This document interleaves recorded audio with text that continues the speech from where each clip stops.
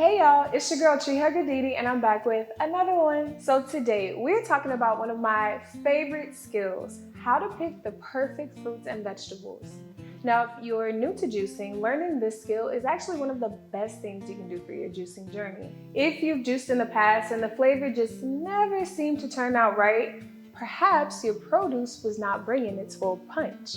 In today's video, I'm going to show y'all how to use your 5 senses to select the highest quality produce that will leave you with the juiciest, the most flavorful, and the most nutritious juice. So let's get started. Picture yourself in the grocery store or farmer's market and you're walking down the aisles, you're checking out what's available, examining what looks appetizing. But unless there's a tasting available, the odds are you and I must rely on every sense except taste to determine how delicious the produce we select will be. And that sounds a bit tricky, right? Well, let's walk through how our other 4 senses can be used to avoid the duds and bring home the best produce. So first up, the sense of sight. When selecting your produce, use your eyes. High quality produce should look vibrant, not dull or faded.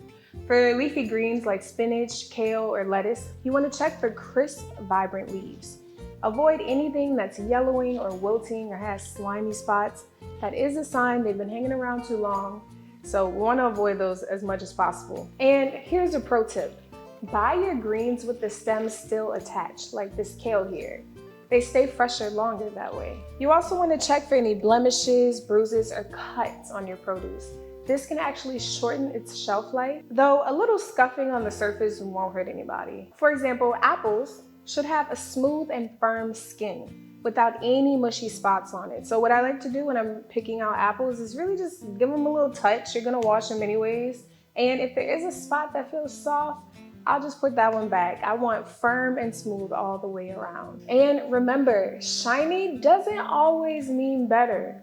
For example, some fruits like apples are coated in wax. So you want to go by the look and the feel instead of the shininess. If you've gotten any value from this video so far, be sure to subscribe to catch future juicing tips and tricks. Now we move on to the sense of touch.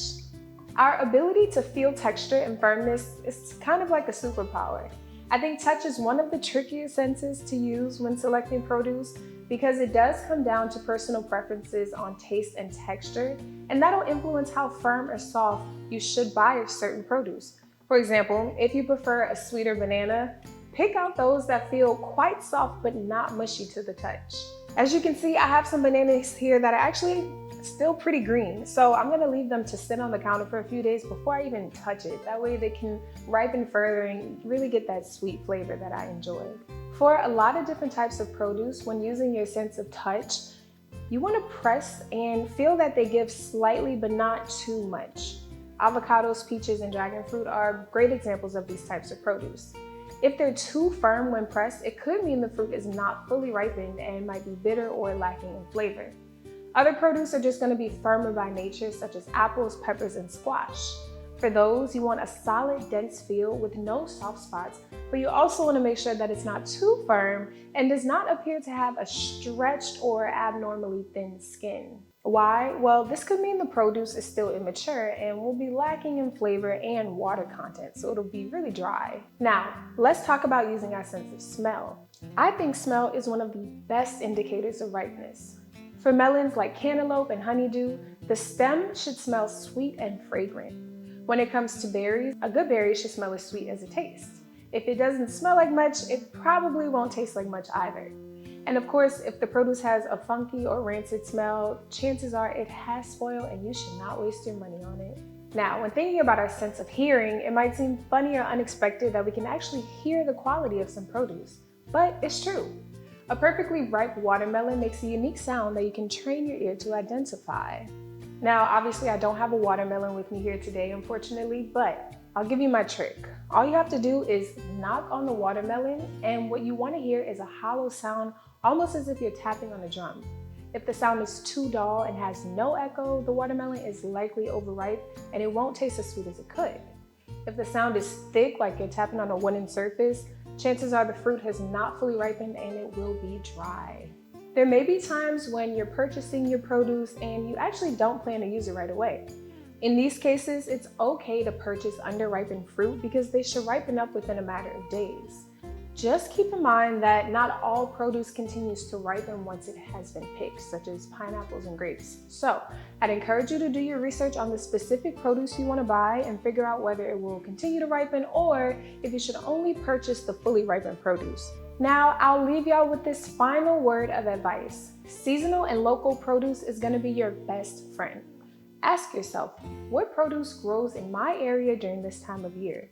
Seasonal produce is usually fresher, tastier, and more affordable. Locally grown produce has to travel a smaller distance to reach your local grocery store, which means it can be picked closer to its peak ripeness.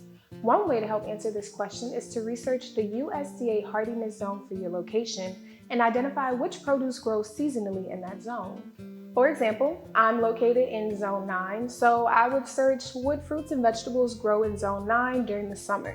This is a great place to start if you're interested in purchasing and consuming more locally grown seasonal produce. Thanks so much for watching, y'all. Make sure you subscribe to my channel so that you can catch future juicing tips and tricks. See y'all next time.